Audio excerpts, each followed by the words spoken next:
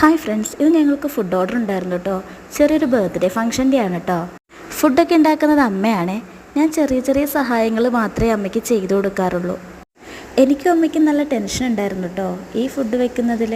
കാരണം മീൻകറിയൊന്നും ഞങ്ങൾക്ക് ടേസ്റ്റ് ചെയ്ത് നോക്കാൻ പറ്റില്ല. ഈസ്റ്ററിൻ്റെ നോമ്പല്ലേ, കൊച്ചുള്ളത് കാരണം ഞാൻ അവൻ്റെ പുറകെ ആയിരുന്നു കേട്ടോ. അതുകൊണ്ട് എല്ലാത്തിൻ്റെ ഒന്നും വീഡിയോ എനിക്കെടുക്കാൻ പറ്റിയില്ല. അമ്മ വെക്കുന്ന ഫുഡൊക്കെ നല്ല ടേസ്റ്റാണ് കേട്ടോ. ഇത് ഞാൻ പറയുന്നതല്ല, പൊതുവെ എല്ലാവരും പറയുന്നൊരു അഭിപ്രായമാണ്. അതുകൊണ്ട് തന്നെ നമ്മുടെ ഫാമിലിയിൽ എന്ത് ഫംഗ്ഷൻ ഉണ്ടെങ്കിലും ഫുഡ് ഉണ്ടാക്കാൻ അമ്മേനെ ആട്ടോ ഏൽപ്പിക്കാറ്. ഞങ്ങൾ അച്ചാറ് തലേ ദിവസമേ ഉണ്ടാക്കി വെച്ചിട്ടുണ്ടായിരുന്നു.